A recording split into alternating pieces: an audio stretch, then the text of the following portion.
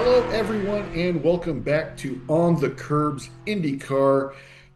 We are back. I'm your host, Nate Woods, and I'm joined once again by my co-host, Thiemo Albers-Daly. Thiemo, how we doing?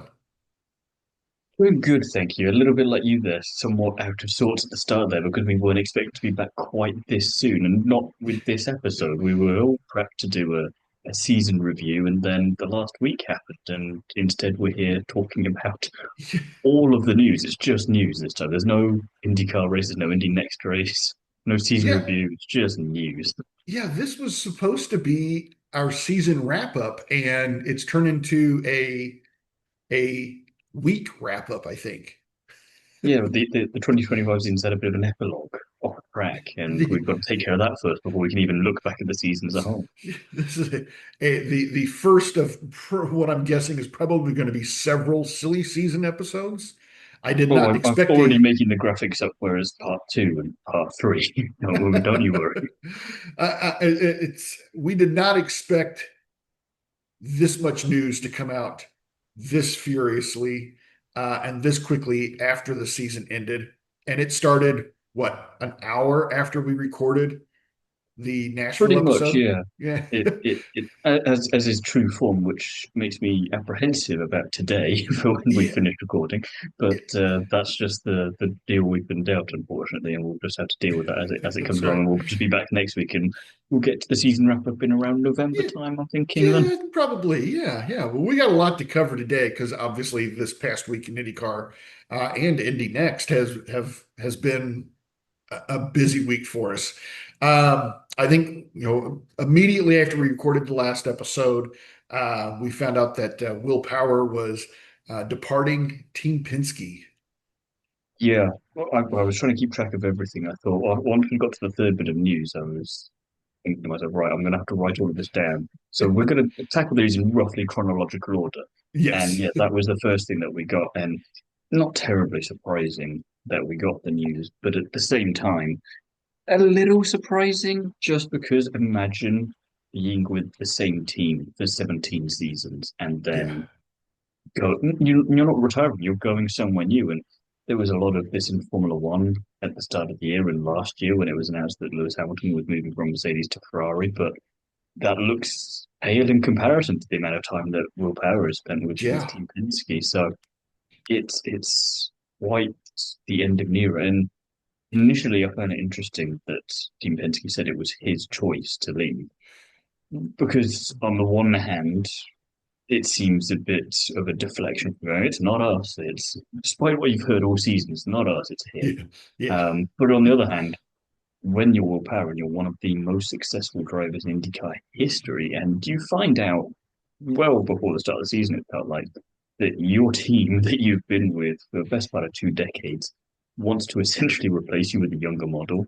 It's not too surprising that you'd maybe decide to jump before you get pushed.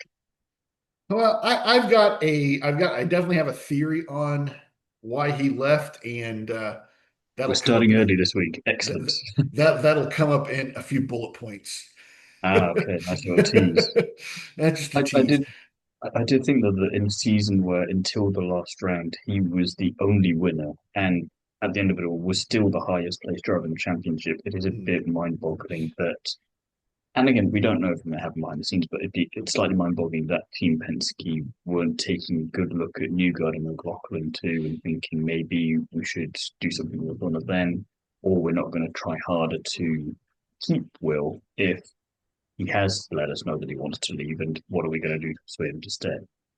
Yeah. Well, of course, like I said, he'd been with the team for 17 seasons, and in those 17 years, he racked up 42 wins, including one this season, and 60 poles. It's going to feel different seeing him elsewhere. Yeah, Yeah, even me for because three seasons, I'm used to we're him in just red. It's going to look we're just weird. used to this.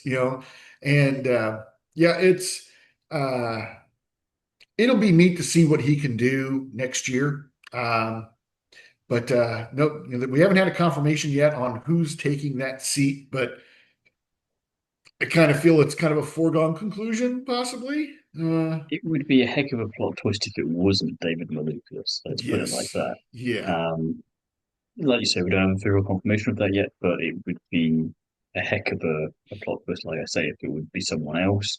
There is then the question of who replaces Malukas down at AJ Foyt. We've got a little bit of theory going on about that a little later on as well. Yeah. But I was just thinking, as I was saying, it's going to be weird to not see Will Power Red. We've got the exact opposite of Lewis Hamilton really here. It's so odd seeing him in red this season, where we're now going to be seeing Will Power in the closest thing we could get to Mercedes Black, which is Andretti Global Blue. And it's just a weird kind of correlation how that's worked out. Yeah. Yeah. So that same day, I believe we got news, what, like 3 or 4 hours later, that Colton Herta was leaving IndyCar.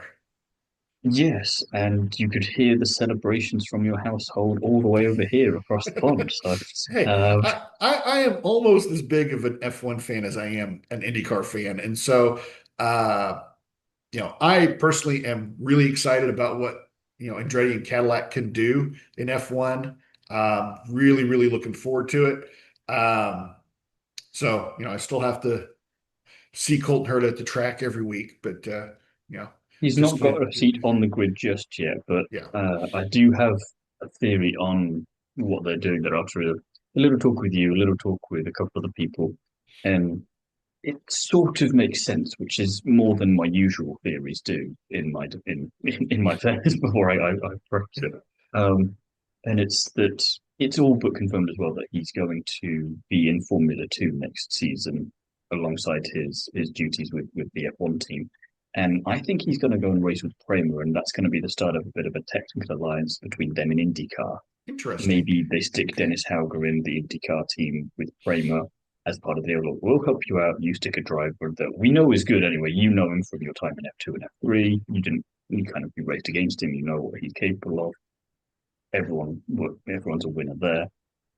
And then, should he do well in Formula 2 in 2026 and gets the points he needs, he replaces Bottas in the F1 team for 27. Bottas moves over to IndyCar because Marcus Ericsson will have put enough more nails in his coffin at that point to be worthy of replacing. Um, or we get something truly silly and Carl Kirkwood leaves to go somewhere else. But there'll be a seat available anyway at Andretti Yeah. Global. Bottas can go there, which I'm more excited about the potential of than him back in Formula One, truth be told. And if he doesn't do well in F2 next year, does another season there because Mm. we've seen that a couple of times with many a driver actually. And then it's just the same thing, but in 2028. Yeah. I hadn't given much thought of what happens once Colton Herta moves up to F1 in a seat. And the Mm. Botas to IndyCar would be a very interesting prospect, I feel like. His personality and his vibe and his racecraft, it screams more IndyCar to me these days, ever since he's gone Oh, I don't know. native, let's say. That mullet screams NASCAR to me, but Hey, maybe this is this bridge to that. Maybe he's going to Juncos Hollinger after a season and then he just moves on with Continental. Let's go do NASCAR together. maybe Cadillac will put a NASCAR team together. Who knows? You heard it here first, folks.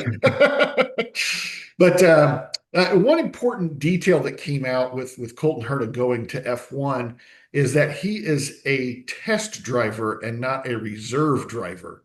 And uh, and I asked you to kind of fill us in a little bit on what the differences are there.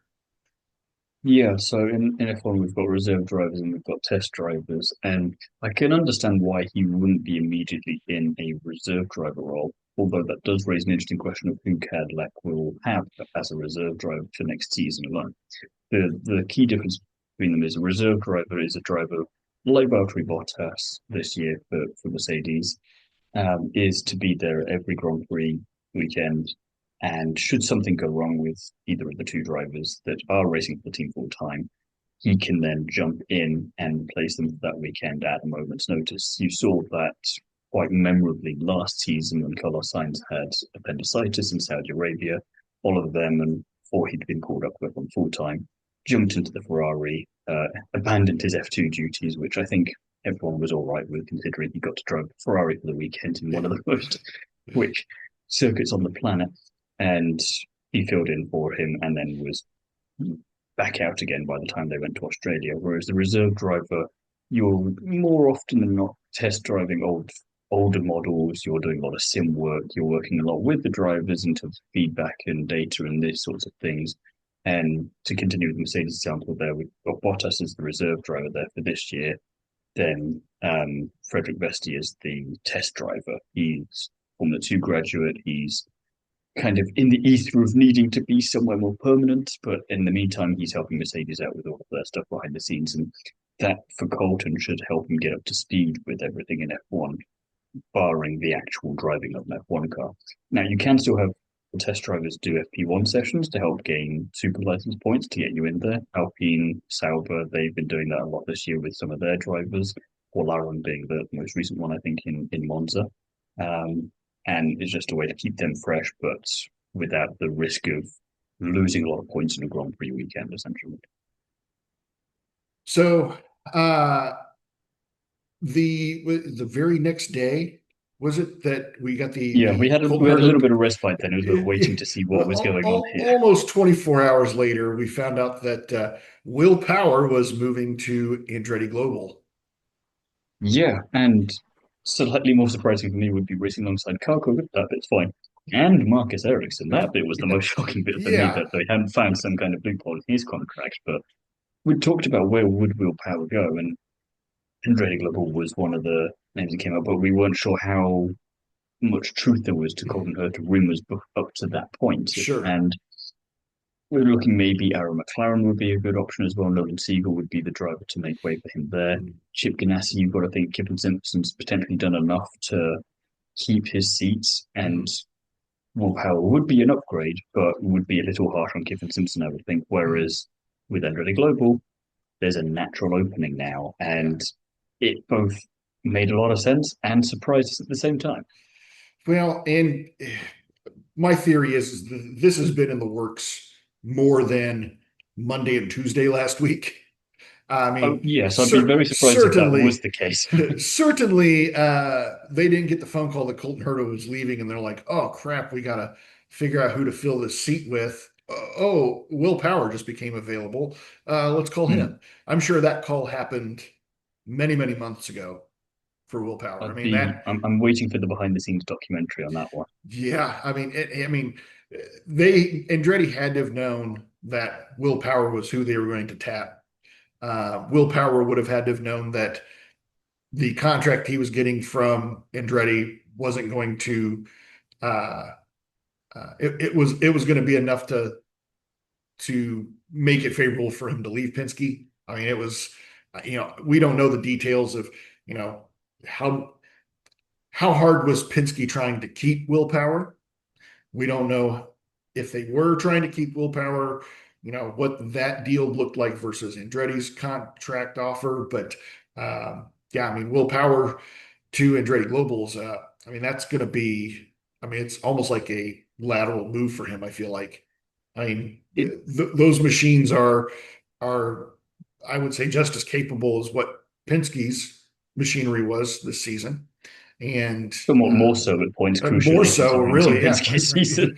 Yeah, considering, yeah, I mean, Andretti had what three more win or one more win, than Penske this year with Kirkwood. So, I think this is going to be really a net positive, not just for Andretti Global, but for Kyle Kirkwood. I think Hmm. having Will Power as a teammate is going to advance him as a driver.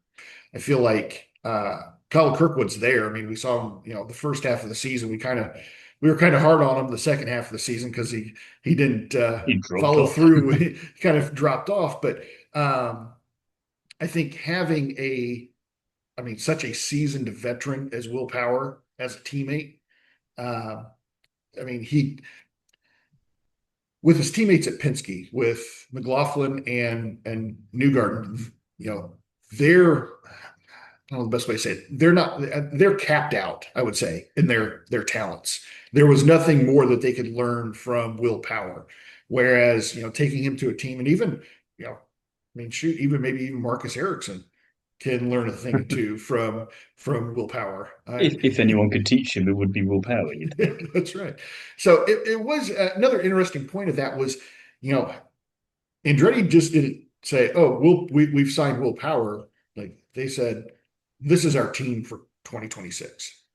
They It confirmed was to the the whole subtle team. confirmation of Yeah, the two drivers that we weren't really in doubt yeah, of, but it would have still been a question mark after the yeah, announcement had it just been Will Power there. And that was why Marcus Ericsson particularly surprised me. Because yes, I know he had the contract for next year, but we know that those are not always worth too much depending on how badly someone wants to replace you. that's true. Yeah, and um, it would have been interesting to have Dennis Hauger well, that's what I was really in the thinking. fold with willpower. That would have been, like we talked about with Kyle Kirkwood being able to benefit from having Power as a teammate, but man, shoot, having Dennis Hauger in there would have been amazing for that kid. Well, this is why I think another interesting wrinkle to it would be that potential technical alliance with Prima, because then Yeah. you would still have Willpower as a somewhat mentor to Dennis Howard. He's still obviously part of their driver academy, as it were, so he would still be able to lean on him whenever he'd need Mhm. to. And I do wonder as well if part of the allure of Andretti Global and the contract um, situation that there's something that they can offer him that Team Penske simply can't is we're not going to put you in Formula One, but should you want to go and test an F1 car or get out an FP1 session at Kota or Vegas or somewhere, Sure. we can make that happen for you. Why Yeah. not? You know? Yeah. And also leaves something potentially interesting open for Dennis Hauger further down the line. Could he replace Sergio Perez in a few years once he's had a couple of seasons in IndyCar, has rebuilt his career even further, makes that lateral move as well, and shows there is this really open pathway potentially for drivers to move between Formula One and IndyCar in a way that just hasn't been there before for a very long time at the very least. I mean, I always just go back to Nigel Mansell as the obvious one to make it Yeah. successfully in both. You've had drivers switch from F2 to IndyCar, F2 to Indy next, and F1 to IndyCar, but you've had very little the other way around. And Mhm. if you have, it's not gone terribly well. So there's a lot going on behind the scenes here, and I think potentially even as far back as St. Petersburg, they were having that conversation with Will Power going, yes, we just want to talk. We're just going to have a Yeah. little conversation, you know, commit to Sure. anything. And then that's all topped off with Colton Herta being the ultimate piece to leave. And I don't think he would have needed too much convincing to follow F1, especially after this season in IndyCar. I think the only concerning part of this whole plan is that it's a big gamble for Herta. If it works, it's great. It looks like the best bold move you could have made for a driver that is not lagging, but lagging in IndyCar, particularly Mhm. this year. Yeah. However, when you're moving to an Indy Next equivalent, sort of, it's hard to kind of measure out where you place Formula Two, Super Formula, and Indy Next in terms of hierarchy, but it's all roughly equivalent. If he doesn't make that work for himself, it's potential career suicide, and he's going to be left out in the wilderness for a while. Which, if you're him, is not where you thought this was going to go. So that's going to Right. be the fascinating bit to Yeah. watch of it. But it's fun how in the space of what 24 hours, all of these pieces just came flooding out and all Yeah. fit perfectly in, and the theories you can make off the back of it all kind of work out nicely as well. Right. Yeah. I can't remember if it was the news came so quickly. I can't remember if I it think it was the was same day. Tuesday afternoon is what I was thinking. Yeah. So Tuesday afternoon, after we had like, oh, there can't be any more news that comes out after all these things that we've talked about already. We find out that Rinus VeeKay is leaving Dale Coyne. Yeah, which was more of a surprise to me, to be honest, because I thought Yeah. that would be a bit of a long-term partnership. They had a solid enough season considering what we were expecting from the team and what we were expecting from him as a driver. Um, so for it to all be over after one season is a little bit of a left field twist for me. What about you? Yeah, I mean, we mentioned before, Rinus VeeKay was signed as the very last driver in the field this season. We got Hmm. that news that And he was going to be almost the racing full first one time. to leave from the team Yeah, that he's driving exactly. for. We got the news that he was joining Dale Coyne as a full time driver a week before Less the than two season weeks. started. Yeah, Yeah, 10 days. and then all of a sudden we're not even 3 days removed from the season ending, and they're like, okay, well, we're done. It, So it seems very much now like it's somewhere he's gone to tread water for a season before getting somewhere better. But that's a bit of a slap in the face of Dale Coyne if they're happy to be treated like that, or there's yeah, something behind the scenes that we don't know about. But well, and it seems the only, th- yeah, go that's kind of what I'm thinking as well. Is that there's something definitely behind the scenes. He's already got a ride somewhere. It just hasn't been announced yet.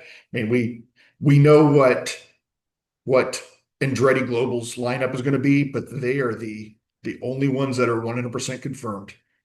yeah. And you look at it in a somewhat logical way, as much as this will then get thrown out the window accordingly in the not too distant future, and go, well, if Power's left, then Malukas can finally replace him at Team Penske.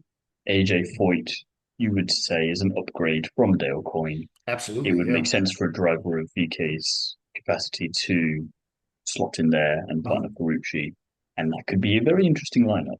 Um, Dale Coyne, they say that they're going to confirm their drive lineup by the end of October. I find the timing interesting because you've got all the time in the world Yeah. essentially, and They took all anything the time other in the than a world last season, so well, if that's the point. I was going to say you've got if you do it as long as you do it more than a week before the first race of the season, you're already doing better than last year. So I wonder perhaps is their vision for the future something that they are really now more focused on, and that's reflected in them wanting to know who their drivers are so they can get to work a bit sooner in the off season so they've got a better chance for next year.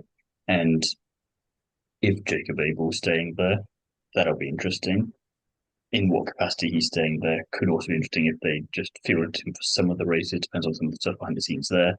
Or does he stay permanently and we just get this one other driver? But again, who goes there? I'm not 100% sure. That's kind of one of the more wild seats yeah. available in terms of who could fill it. Yeah, and you're right. I mean, this is, I think, probably, with willpower, Colton Herta, all the moves that are happening there, that adds a great deal to the silly season. But I feel like Rinus VeeKay is the linchpin for our actual silly season. Where does Yeah, he it's go? Who you've had a takes his controlled seat? explosion and Yeah, now you've had an avalanche. yeah, yeah. This is the first domino in the also Rams, we'll call them. The all the drivers that aren't willpower, Colton Herta and David Malukas. Yeah, yeah. This is where silly season becomes silly. It's Yes. the other stuff. It was bold, different, unexpected, but logical and somewhat calculated. This is just left field. Yeah. Yeah. And so we'll see how that plays out. I think we're probably pretty close to hitting the nail on the head with our speculation that he's going to Foyt, but I mean, That's the only bit of that I'm certain of, I and mean, even that I'm still not like a lot certain of.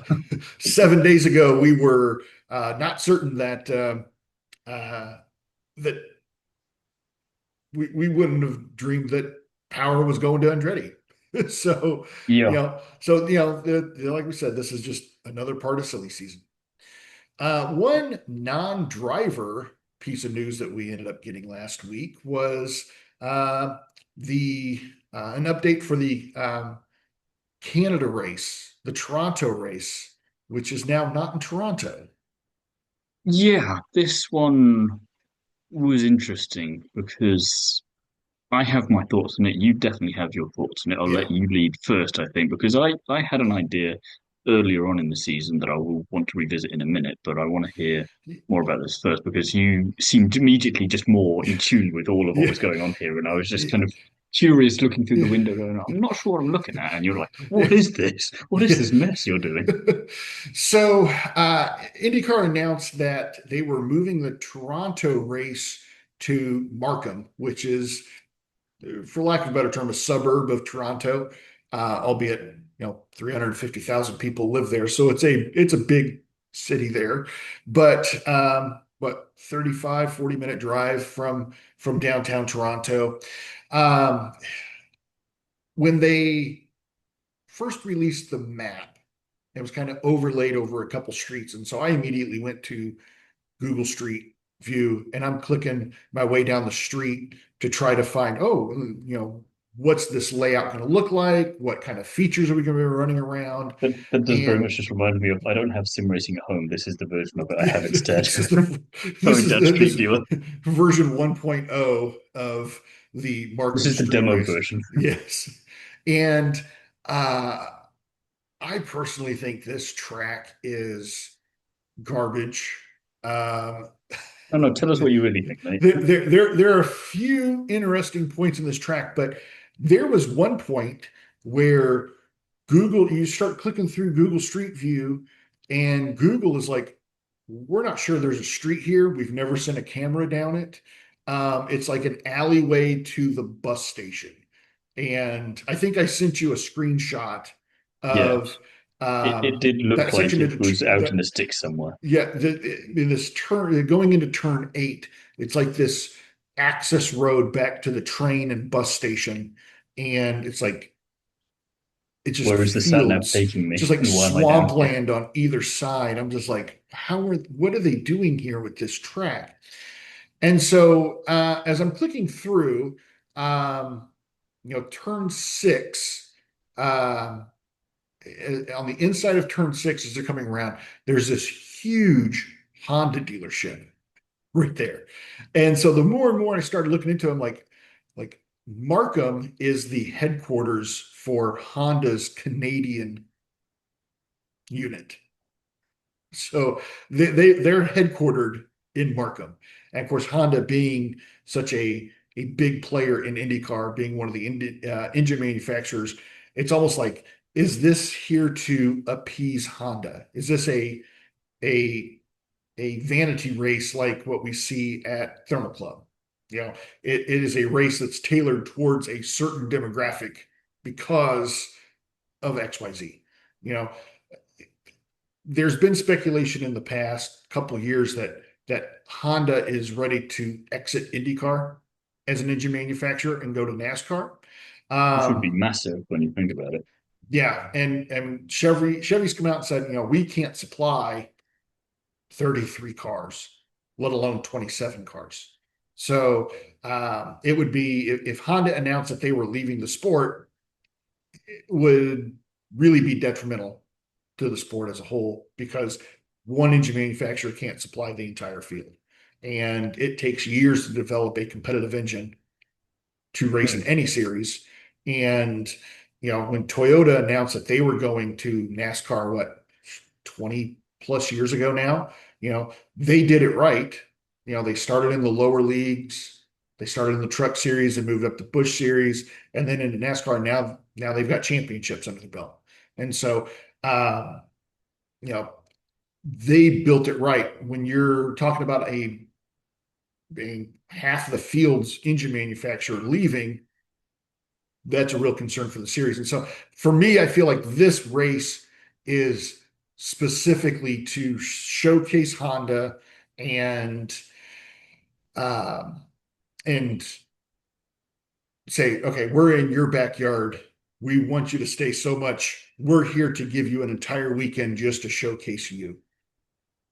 Which, as a strategy, isn't a bad one to take, and it would be interesting to see what kind of a race we get out of it. It's just a shame that it smacks of something that has been, and maybe I'm wrong, but cobbled together somewhat last minute. Yeah. You go on Google Street View and you're questioning that you've even gone down the right path. And I've always thought that it's a curious thing for IndyCar to only have Chevy and Honda as the manufacturers, because I look at any other series almost, and there's several Mhm. kind of competing in there. And I think if one of you leaves, yeah, it gets you on the back foot, but you then have the potential at least a little bit like Braun did back in 2009 before Mercedes came back in, that will help you out for a season or two until someone else can come along and you take your risk with them. Mhm. Um, and so I'm always been thinking that surely someone else, be it a Japanese manufacturer or another American manufacturer, comes in to supply the engines for IndyCar, at least for a couple of the cars, and you build out from there, and you do what they did with NASCAR. Yeah. Um, so hopefully this at least buys. IndyCar and Honda some time to figure out what their future is and if they can try and line up someone else in the meantime, should that be necessary. But I think, as you say, the threat of Honda leaving shows how serious that is as an issue, could it ever happen, and that maybe you should take some steps to balance that out should it ever Yeah. come. It's one of these silver bullet situations. You don't want to have to use it, but you're a bit more reassured that you've got it in your back pocket. Yeah. But I also Yeah. think with the track as well that I can understand if that's the motivation for it, but Canada has a number of great actual racetracks. I mean, California Absolutely. Motorsport Yeah. Park is the one that comes to mind immediately. There's another one I forget the name of it now, but it's also on the East Coast. It's great fun from what I've seen from it. I think F1 raced there way back when. But then also, if you want a street circuit, go back to my idea from earlier in the season, which I think I brought up in the Portland episode because I thought it seemed weird to go that far west just for one race. Mm. Why not do another race in Canada? Go up and have a street circuit race in Vancouver, Yeah. and or have one, a bit further down the coast in California somewhere else. You've got options for, it, and you can have a nice little West Coast joint Yeah. and West Coast do swing. do a silly NASCAR thing and Yeah. have a 3 round mini championship in the middle Yeah. of it all. Yeah. One thing that I think we'd have to consider here with this race being kind of tailor made for Honda is, we made the switch from in Detroit from Belle Isle to the streets of Detroit. Hmm. And obviously that is Chevy's backyard. Are we going to see a different configuration on that Detroit street race at some point to drive past Chevrolet's headquarters or drive by a huge Chevrolet dealership? Yeah, it does beg the question of how far are you willing to go on that front, and is this Yeah, how we get IndyCar in Japan? yeah, We're going to go right up to Honda's yeah, headquarters, and we're going to go Suzuka and Fuji and all these yeah, excellent circuits. And that's to be honest, I wouldn't mind at least a look into it of not maybe not a 50-50 split, but maybe split it like you've got with the manufacturers. So how many cars you've got? Like two-thirds of the championship are in the US, the last third you have it in Japan. yeah. Stranger things have potentially happened. Maybe not in IndyCar history, but I'm just putting it out there. So we got some news about the 2025 viewership for this season. This is the first season that Fox had taken over all the duties. Originally at the beginning of the season, they had mentioned, okay, we're gonna show every race on Fox. We're not gonna put it on a secondary or subsidiary network. Um, and then halfway through the season, we find out that Fox buys a minority share of the series just to kind of show how committed they are. And I think they probably had a plan already in place if this was the direction they were going to go in at the beginning of the season. But the numbers probably from the first part of the season probably uh, showed that they were making a good move financially because as a whole, IndyCar viewership increased 27% this season over last season, which is an incredible increase on its own. They said this is the most watched season in 17 years in IndyCar. Will Power enters IndyCar, most watched season. Will Power drama in 2025, highest bit of viewership in 17 years. I'm just saying. One interesting stat that I saw from this was uh, the Nashville race in particular Hmm. had a 136% increase over last year. And you think about Considering that the last year was a championship race, this year it yeah, didn't matter in that this year kind of didn't matter. scale of things. Yeah, in the championship, and which is crazy to think that, yes, last year we went into that final race where, Will Power mathematically still had a chance of Had a winning the chance. championship. And then you move to this year where the season had been decided the race before. And this race was just kind of a vanity race. We're just here. Somebody's going to win. It's going to be great. We're going to have a good time. But to have 136% viewership increase over the previous year, I'd love uh, to dive into the details of that as to what caused it, because that would be some yeah, fascinating reading. you got to think that NBC is seeing those numbers and they're thinking, And weeping. what are we doing wrong with how did we get IndyCar wrong? And does that mean that we're also doing other things wrong? I mean, they air half the races in NASCAR on NBC in the season, and they have to be looking at that and thinking, well, gosh, I mean, what are we doing wrong? I mean, They what might be saying slightly stronger words than gosh, mate, but yes. yeah, might be some heads rolling over there at NBC Universal. So, The um, only other thing I've got on that one is that I hope that now that all the Fox hierarchy business has been taken care of, and we know the ascension plan for the corporation moving forward, that Lachlan Murdoch is actually a massive IndyCar fan, and we can get even more money plugged into this to make it that's even right. better. That's the hope That's there. right.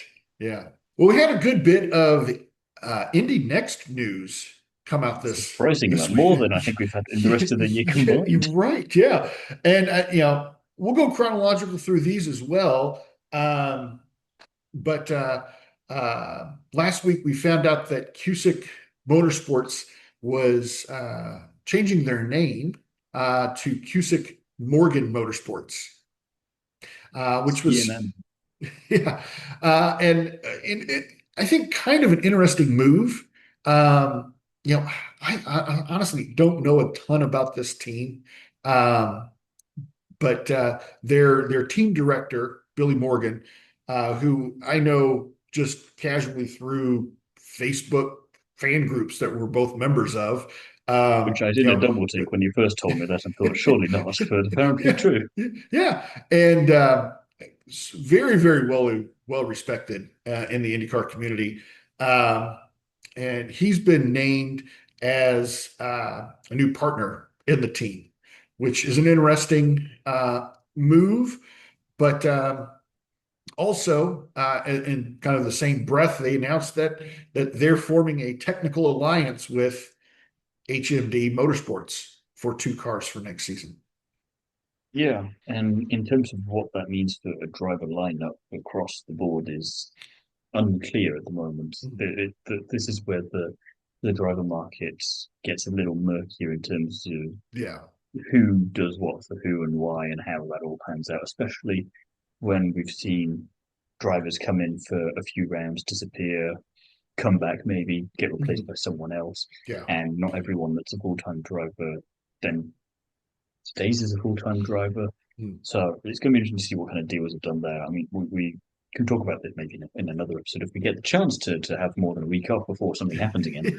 Um, but in terms of what an ideal IndyCar grid would look like, an ideal Indy Next grid would also be something quite interesting because there's potentially even more potential there for options available. And there's definitely drivers that made appearances throughout the course of the year, not full time, but I would love to see for a full season in Indy Next. Even if they then didn't progress any further, just to give them that chance to see what they could do. And the two obvious ones for that would be Juan Manuel Correa when he turned up. A, just appreciated a distinctive livery so that I could spot him easily, which was just very helpful. And he did pretty well in a decent number of the races that he was in. Then Sophia Flörsch as well. She was there for the first round of St. Petersburg. I was really happy to see that she was finally getting back to single seater racing. And then the sheer cost of it just stuck a premature end to her season. And I wonder how much these sorts of partnerships and alliances can maybe help out with that and how that helps drivers to get seats, even if it is then just for another round here or another round there. It's a way to get back in. And Yeah. there's so many drivers coming up in the categories below Indy Next as well Yeah. that this opens up opportunities to. So, yeah, Well, like I said, and we have no idea what this maybe means, but it's interesting. yeah. Well, and you know, I'll go ahead and put out another one of my crazy theories that I have. We can put it out there. Obviously, Henry Malukas has Mm. been toying with the idea of having an IndyCar team for the last couple seasons now, Which is such and a nice notion to be able to have in life. so has I'm looking and yeah, thinking about having an IndyCar yeah, and team. and so is Cusick Motorsports, now Cusick Morgan Motorsports, also having aspirations of fielding an IndyCar team. And now they have a technical alliance in the league directly below. Um, Kind of makes you think, all right, are they partnering as a gear up for a partnership in IndyCar? possibly. Hmm. So, Yeah, if you can run an Indy next team successfully, then that's yeah, a good first step. yeah. So it'll be interesting to see what Cusick Morgan Motorsports can do next season with Indy Next. So we got kind of a regulation update from Penske Entertainment in regards to the Indy Next field for next year. Uh, Penske announced that they are capping team entries to 4 per team. Where previously, this past season you saw, HMD Motorsports had what, a dozen or 10 cars in the field. Um, Yeah, it was hard to keep track some days. half this almost half the series was HMD Motorsports vehicles. So I'm kind of glad we didn't do weekly reviews of the races there because team by team analysis would take kind of yeah, that team awkwardly would take an both awful longer long and time. Yeah, shorter amount of time. yeah. HMD had previously announced that, well, previously announced last week before the Penske Entertainment announcement that they were decreasing their team size from 10 cars to 6 cars this coming season.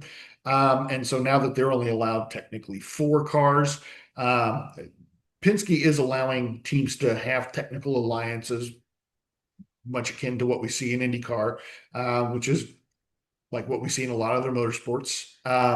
And so, HMD has moved down to 4 teams. Those 2 extra teams presumably are the ones that Cusick Morgan are taking over. And so we will, I think this opens up a lot of possibilities for new teams to join Indy Next.